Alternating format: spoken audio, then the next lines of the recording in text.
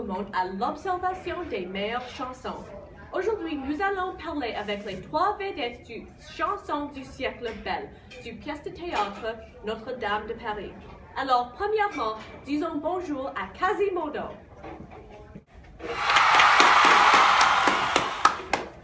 Bonjour, Quasi. Bonjour Frédéric, merci pour l'invitation. Ok, Quasi, la question que tout le monde veut savoir. Qu'est-ce que cette chanson démontre à propos de vous? C'est évident que je suis en amour avec Esmeralda. Mais je bataille avec mon apparence physique.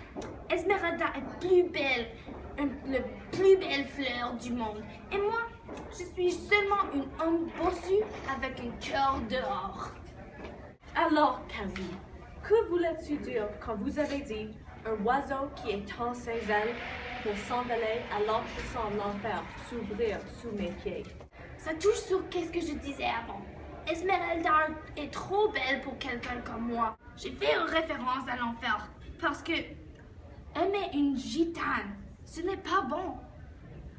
Je suis catholique. J'ai passé ma vie dans le Notre-Dame. Mais Esmeralda n'est pas catholique et elle a des croyances hors de les miennes. Je sais que ça va contre Dieu et c'est comme je peux sentir le diable qui s'approche. Merci, Quasi, et bonne chance. Merci.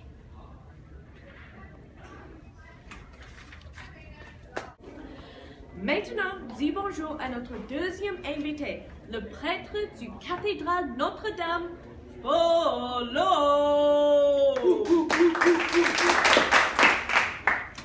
Bonjour Frédéric.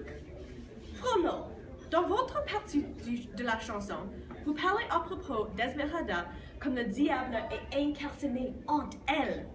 Mais vous êtes aussi en amour avec elle. Comment? C'est compliqué, Fred.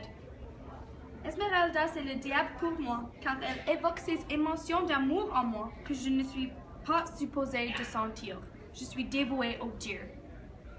Je n'ai jamais eu ces émotions jusqu'au moment que j'ai vu la belle Esmeralda danser.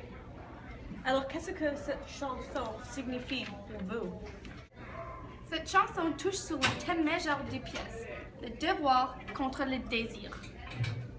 J'ai fait une promesse à le Dieu d'être loyale à lui pour toujours. Mais l'apparition d'Esmeralda me fait vouloir abandonner cette promesse. Je sais que je dois continuer à être abstinent, mais une partie de moi veut être avec elle. C'est un péché. Elle détourne mes yeux. Elle est malfaisante.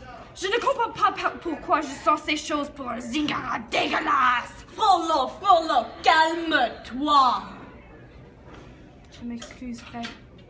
Je m'excuse. Quand vous avez dit que vous voulez pousser la porte du jardin d'Esmeralda, est-ce que c'était une référence à quelque chose d'autre? Oui, parce que je suis catholique, je fais référence aux Bibles plusieurs fois dans la chanson.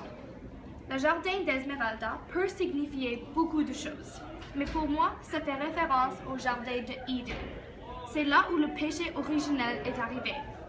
J'ai aussi fait référence au péché original en disant que Esmeralda le porte en lui aussi. Le péché originel est la première fois que l'homme est allé contre Dieu. C'est exactement cela que Esmeralda évoque dans moi. Alors, qu'est-ce que vous avez pensé de faire après avoir chanté cette chanson?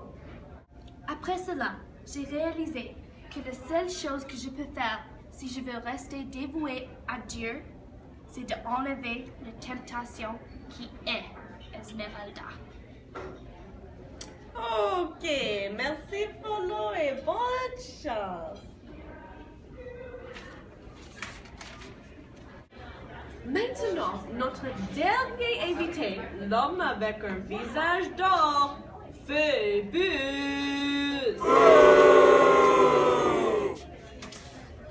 Bonjour Fred. Phébus, plusieurs personnes disent que vous êtes le vrai criminel de cette pièce parce que vous avez eu la chance de sauver Esmeralda, mais vous ne l'avez pas fait. Pourquoi? Ok Frédéric, je vais être honnête avec toi. Esmeralda, elle est tellement belle. Mais elle est une gitane. Ça ne regardait pas bon si un soldat respecté sortait avec une gitane. Je vais me marier à une belle fille et elle ne voulait pas que je sois avec Esmeralda. Alors, vous avouez que vous avez eu des relations avec des autres femmes? Oui, je l'ai dit dans la chanson. Je ne suis pas un homme de la foi. C'est quelque chose que j'accepte, mais Esmeralda, elle est différente. N'importe quel homme qui le voyait tomberait en amour avec elle. C'est impossible de ne pas. Je voulais seulement glisser mes doigts dans ses cheveux d'Esmeralda, juste une fois. Mais j'ai sacrifié cette chance pour être avec Fleur de Lys. La seule question qui reste maintenant, c'est qui jettera la première pierre. Oui, vous avez tous dit que celui qui jettera la première pierre ne mérite pas d'être sur Terre. Qu'est-ce que ça veut dire? Je pense que je parle pour tout le monde quand je dis qu'il y a deux explications pour cette ligne.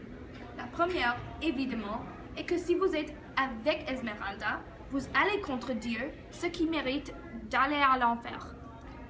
De l'autre côté, être avec elle, c'est comme monter au ciel, mais rester en vie. Intéressant. Merci, Phoebus. Merci, Fred.